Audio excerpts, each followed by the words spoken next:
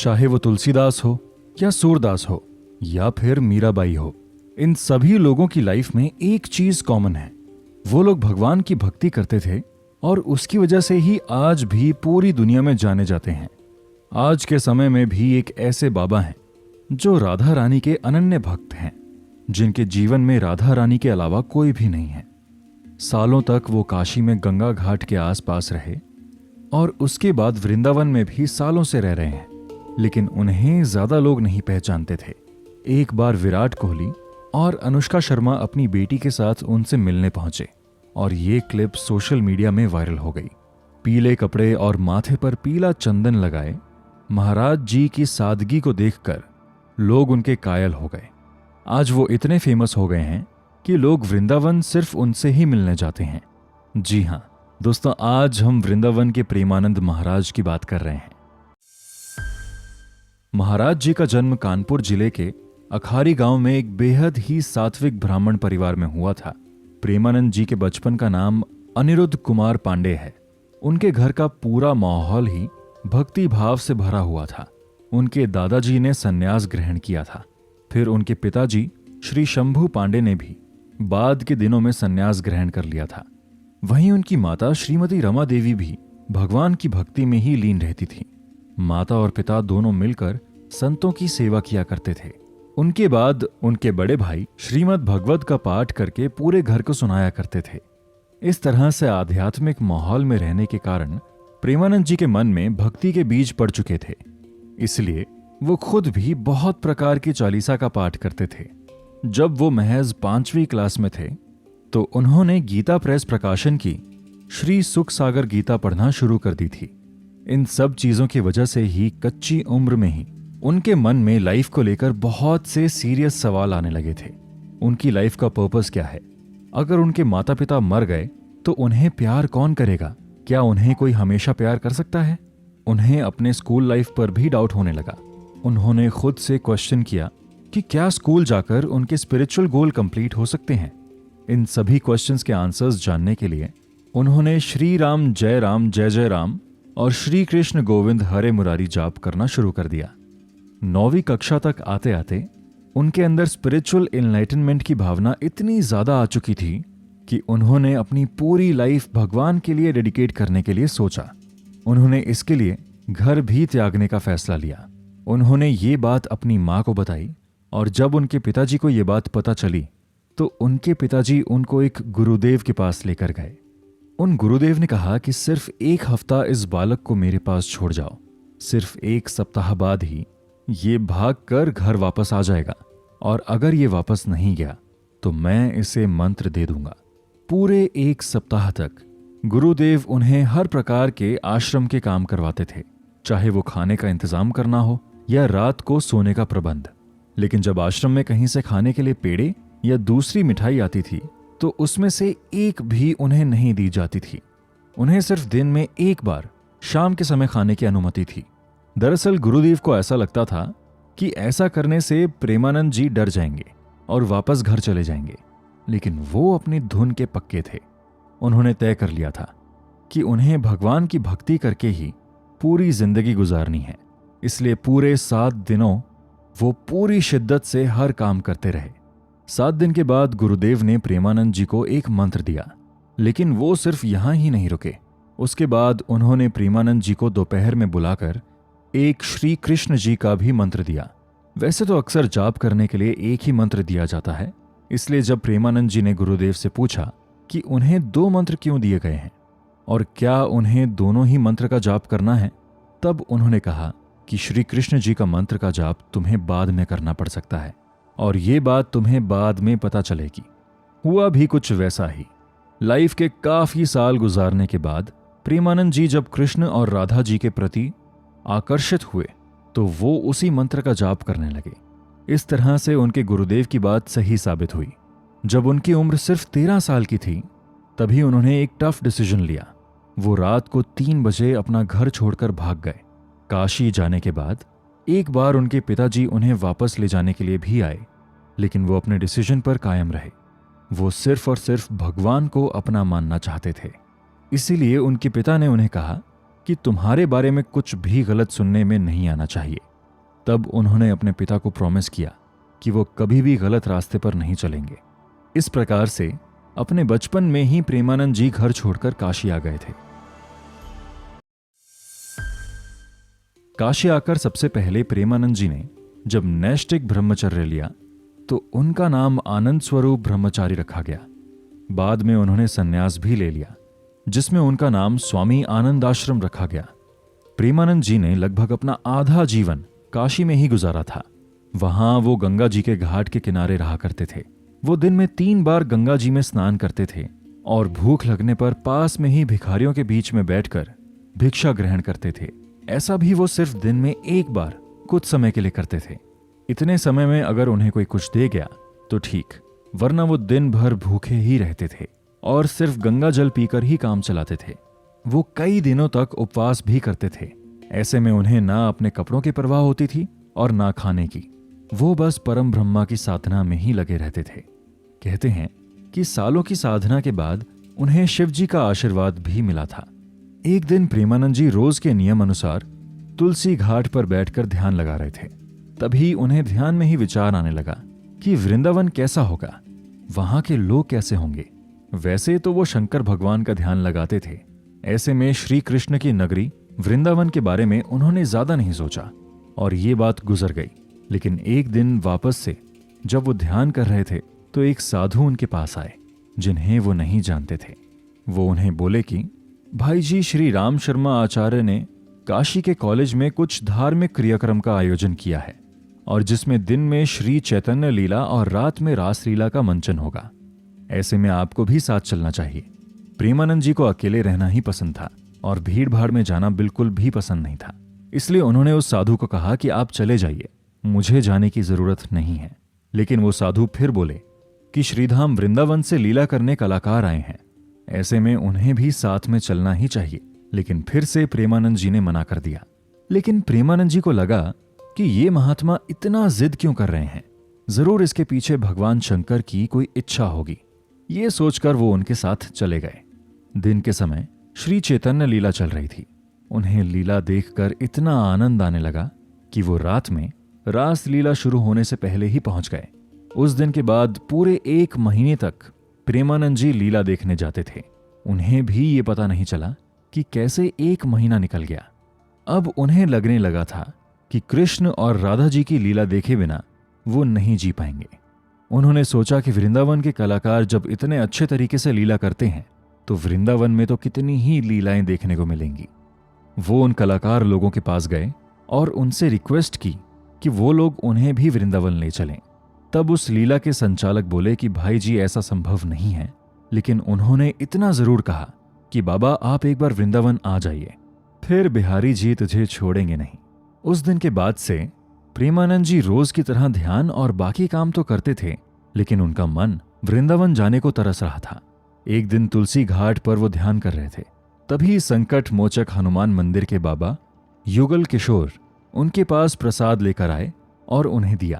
पहले तो प्रेमानंद जी ने मना कर दिया क्योंकि वो उन्हें जानते नहीं थे, लेकिन बाबा युगल किशोर ने कहा कि उन्हें अंदर से प्रेरणा आई है कि ये प्रसाद आपको ही देना चाहिए। इतना सुनने के बाद प्रेमानंद जी ने प्रसाद खा लिया। युगल किशोर बाबा ने उन्हें अपनी कुटिया में चलने के लिए कहा, लेकिन प्रेमानंद जी ने ये कहकर मना कर दिया कि वो सन्यासी हैं और किसी गृहस्थ के घर नहीं जाते हैं। जब उन्होंने ये बताया कि वो भी सन्यासी हैं तो वो उनके साथ चले गए। युगल किशोर जी ने उन्हें अपने हाथ से दाल चावल बनाकर खिलाया, लेकिन प्रेमानंद जी को वृंदावन जाने की भूख शांत करनी थी। इसलिए बातों ही बातों में उन्होंने युगल किशोर जी से पूछा कि क्या वो उन्हें वृंदावन भेज सकते हैं। उन्होंने तुरंत ही इस बात के लिए हामी भर दी। उस समय कोई डायरेक्ट रेलगाड़ी काशी से मथुरा जाने के लिए नहीं थी, तो महाराज जी युगल किशोर जी के साथ चित्रकूट आ गए, जहां दोनों लोग 3-4 दिन रहे और फिर चित्रकूट से युगल किशोर जी ने मथुरा जाने वाली रेलगाड़ी में महाराज को बिठा दिया। जब प्रेमानंद जी मथुरा जाने वाली ट्रेन में बैठे तो उन्हें 2 लोग मिले जो उनकी बातों से बहुत प्रभावित हुए। वो दोनों प्रेमानंद जी को कुछ पैसे देना चाहते थे, लेकिन उन्होंने नहीं लिए। ऐसे में वो दोनों उन्हें मथुरा में अपने साथ ही गेस्ट हाउस में रुकने की जिद करने लगे। वो उन लोगों के साथ चले गए, लेकिन उन लोगों ने प्रेमानंद जी को गेस्ट हाउस के बाहर ही रुककर थोड़ा इंतजार करने बोला। वो इंतजार करते रहे, लेकिन वो दोनों वापस उन्हें लेने नहीं आए। इतनी रात को ठंड में उन्हें अकेला देखकर एक आदमी जय श्री कृष्ण बोलकर उनके पास आया और उन्हें अपने घर ले गया, जहां उसने प्रेमानंद जी को ना सिर्फ खाना खिलाया बल्कि अपने घर में रात रुकने के लिए भी बोला। अगले ही दिन वो यमुना जी में स्नान करके श्री द्वारकाधीश के दर्शन करने गए। मंदिर पहुंचकर वो बस जोर जोर से रोए जा रहे थे। ऐसा लग रहा था कि जैसे बरसों के बाद कोई बच्चा अपने खोए माँ बाप से मिलता है। लोग उन्हें बस देखते जा रहे थे। भीड़ जमा हो गई थी। वहां एक आदमी ने महाराज जी को पूछा कि वो उनके लिए क्या कर सकते हैं। उन्होंने बताया कि उन्हें मथुरा से वृंदावन जाना है। उस आदमी ने फिर पूछा कि वृंदावन में उसे कहाँ जाना है। प्रेमानंद जी किसी जगह को नहीं जानते थे, बस उन्होंने रमन रेती का नाम सुना था, इसलिए उन्होंने रमन रेती बोल दिया। बस फिर क्या था, उस आदमी ने उन्हें रमन रेती पहुंचा दिया। वृंदावन पहुंचने के बाद उन्होंने रमन रेती में थोड़ी देर सैर की और उसके बाद उनकी मुलाकात श्री श्याम सखा जी से हुई। उन्होंने बताया कि वो बनारस से आए हैं और बिहारी जी के दर्शन करना चाहते हैं। ऐसे में उन्हें कुछ दिन रुकने और खाने का प्रबंध चाहिए। श्री श्याम सखा जी महाराज जी को संत श्री जगानंद जी के आश्रम में ले गए। इस दौरान उन्होंने वृंदावन एवं ब्रिजमंडल दर्शन के खूब आनंद लिए, लेकिन प्रेमानंद जी को एकांत पसंद था, इसलिए यहां आश्रम की व्यवस्थाओं, भीड़ भाड़, भक्तों के आने जाने से उन्हें लगा कि उनका एकांत प्रभावित हो रहा है, इसलिए वो वापस काशी आ गए। काशी आकर उनकी दिनचर्या पहले के जैसे हो गई। वही सुबह उठकर गंगा जी में डुबकी लगाकर भगवान की भक्ति करना, लेकिन उनके मन में वृंदावन बस गया था। ऐसे में उन्हें बस वृंदावन जाने की ही बेचैनी हो रही थी। खैर, वो इस बात को जल्दी ही समझ गए और बिना देर किए फिर वृंदावन में वहीं रमन रेती के आश्रम में आ गए। तब कहीं जाकर वो बेचैनी समाप्त हुई। वृंदावन में महाराज जी की दिनचर्या बहुत बिजी थी। सबसे पहले वो वृंदावन की परिक्रमा करते थे और उसके बाद में वो बांके बिहारी जी के दर्शन करते थे। वहां एक संत ने उनसे कहा कि उन्हें श्री राधा वल्लभ मंदिर भी जरूर जाना चाहिए। अब महाराज जी घंटों तक श्री राधा वल्लभ को निहारते रहते। कुछ ही दिनों में श्री हित मोहित सरल गोस्वामी जी ने उनको नोटिस किया। वो महाराज जी के डेडिकेशन से बहुत प्रभावित हुए। एक दिन वो श्री राधा रस शुदा निधि का कोई पद गा रहे थे, जिसे महाराज जी नहीं समझ पा रहे थे, लेकिन वो सुनकर उन्हें अच्छा बहुत लग रहा था। इसलिए गोस्वामी जी ने उनसे कहा कि उन्हें श्री हरिवंश महाप्रभु का नाम जपना चाहिए, लेकिन उन्होंने गोस्वामी जी की बात नहीं मानी। फिर अगले ही दिन परिक्रमा करते समय उन्होंने पाया कि वो अपने आप ही श्री हरिवंश महाप्रभु का नाम का जाप कर रहे हैं। एक और दिन परिक्रमा करते समय उन्होंने देखा कि एक लड़की राधा वल्लभ संप्रदाय का भजन गा रही थी। उन्होंने उस लड़की से भजन का मीनिंग पूछा, लेकिन उस लड़की ने ये कहकर मना कर दिया कि उसके लिए आपको राधा वल्लभ ही बनना पड़ेगा। इसके बाद वो सीधे ही श्री हित मोहित मराल गोस्वामी जी की शरण में पहुंच गए, जिन्होंने महाराज जी को बड़े ही प्यार के साथ श्री राधा वल्लभ संप्रदाय में दीक्षा दी। कुछ समय के बाद पूज्य श्री गोस्वामी जी ने ही प्रेमानंद जी को पूज्य श्री हित गोविंद शरण जी महाराज से मिलवाया, जो उनके गुरु भी बने। उनकी ही गाइडेंस में वो सब काम करते थे। पूज्य गुरुदेव श्री हित गोविंद शरण जी महाराज सहचारी भाव में रहने वाले प्रमुख संतों में से एक हैं, जिन्होंने प्रेमानंद जी को भी पूर्ण सहचारी भाव एवं नित्य विहार रस में दीक्षा दी। अगले 10 सालों तक महाराज जी ने श्री हित गोविंद शरण जी महाराज के आदेश किए गए हर काम को पूरे डेडिकेशन के साथ किया। इसी की वजह से उनके मन में श्री राधा जी के प्रति निष्ठा बहुत बढ़ गई। वो एक बार वृंदावन में अपने गुरुदेव के साथ परिक्रमा कर रहे थे। रास्ते में थकान दूर करने के लिए एक पेड़ के नीचे दोनों बैठ गए। तभी गुरु का आदेश हुआ कि माधुकरी, जिसे भिक्षा भी कहते हैं, मांग कर लाओ। साथ में उन्होंने ये भी कहा था कि ब्रिजवासियों से कभी भी उनकी जाति मत पूछना, चुपचाप भिक्षा मांगना, वो जो भी बोलें सिर नीचा करके सुनते रहना और भिक्षा लेकर ही आना। ऐसा इसलिए क्योंकि समस्त ब्रिजवासी कोई सामान्य मनुष्य नहीं है, और यदि इनकी झूठन भी मिल जाए तो भी सब अच्छा ही हो जाएगा। आदेश पाकर प्रेमानंद जी महाराज एक घर जाकर भिक्षा मांगने लगे तो एक महिला ने आकर एक रोटी पर प्याज की चटनी रखकर महाराज जी के हाथों में रख दी। तभी अचानक उस घर के अंदर से एक सूअर निकला, क्योंकि वो महिला अपने घर में सूअर पाले हुए थी। ये देखकर महाराज जी बहुत ही अनकंफर्टेबल हो गए और चुपचाप अपने गुरुजी के पास आकर सारी बात बताई। उनके गुरुदेव बोले, तो क्या हुआ, इस रोटी को हैंडपंप पर धोकर लाओ ताकि प्याज की बदबू चली जाए और उसके बाद आधी तुम पाओ, आधी मैं पाऊंगा। महाराज जी बताते हैं कि उसी दिन से मेरे अंदर सारे अहंकार एवं उच्च जाति की सारी विचारधारा का नाश हो गया। तो कुछ ऐसे थे इनके गुरुदेव। अब उनकी उम्र 35 साल के लगभग हुई तो उस समय तक उनके पेट में बहुत ज्यादा दर्द बढ़ गया था, जिसके कारण वो रामकृष्ण मंदिर में जांच कराने के लिए गए। जांच के बाद डॉक्टर उन्हें बोले कि बाबा, मरीज की बीमारी के बारे में हम उनके परिवार वालों को बताते हैं, लेकिन आप अकेले आए हो इसलिए हम आपको ही बता देते हैं। आपकी दोनों किडनियां आधे से ज्यादा खराब हो चुकी हैं और कुछ ही सालों में पूरी तरह से खराब हो जाएंगी। आपके पास ज्यादा से ज्यादा 2 से 3 साल का समय है, इससे अधिक नहीं। दरअसल उन्हें पॉलीसिस्टिक किडनी डिजीज है, जिसे संक्षिप्त में PKD कहा जाता है। उन्होंने तय कर लिया था कि शायद यही भगवान की मर्जी हो, लेकिन जितना समय है मस्ती से भजन करेंगे। आज इस बात को 18 से 19 साल हो गए, लेकिन उन्हें कुछ नहीं हुआ। वैसे उन्हें रोज ही डायलिसिस कराना पड़ता है, लेकिन फिर भी वो सबको अपना पूरा टाइम देते हैं, चाहे वो सुबह की परिक्रमा हो या सबसे बारी बारी से मिलना। उनकी बीमारी किसी भी तरीके से उनकी दिनचर्या को प्रभावित नहीं करती है। आज उनके हजारों भक्त उन्हें अपनी किडनी देना चाहते हैं, लेकिन वो अपने लिए किसी को भी कष्ट नहीं देना चाहते हैं। वो कहते हैं कि ये तो श्री जी की कृपा है, जब तक इस मशीन को श्री जी करंट दे रही है ये मशीन काम कर रही है। जहां उन्होंने करंट देना बंद किया, मशीन काम करना बंद कर देगी। ऐसा कभी नहीं सोचना चाहिए कि कल हमारा क्या होगा। जिस परम पिता ने हमारी आज की व्यवस्था की है वो हमारी कल की भी व्यवस्था करेगा। तो कुछ ऐसे हैं प्रेमानंद जी महाराज। प्रेमानंद जी महाराज के दर्शन करने के लिए आपको वृंदावन आना पड़ेगा। अगर आप ट्रेन से आ रहे हैं तो मथुरा रेलवे स्टेशन में उतर सकते हैं। आपको वहां से वृंदावन जाना पड़ेगा। वहां आपको रात के 2 बजे से 4 बजे के आसपास परिक्रमा मार्ग पर वो दूसरे साधाओं के साथ परिक्रमा करते मिल जाएंगे। यहां हजारों लोग सुबह उनके दर्शन करते हैं।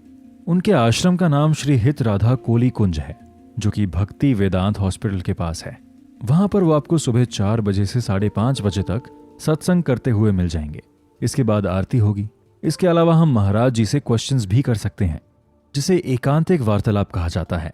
ये बिल्कुल ही निःशुल्क है, जिसमें शामिल होकर आप अपने मन की जिज्ञासाओं व समस्याओं का समाधान सीधे तौर पर महाराज जी के सामने बैठकर कर सकते हैं। महाराज जी भी बड़े प्यार से भक्तों द्वारा पूछे गए सवालों का श्री जी की प्रेरणा से जवाब देते हैं। ऐसे ही सवाल जवाब को हम अक्सर सोशल मीडिया में देखते हैं।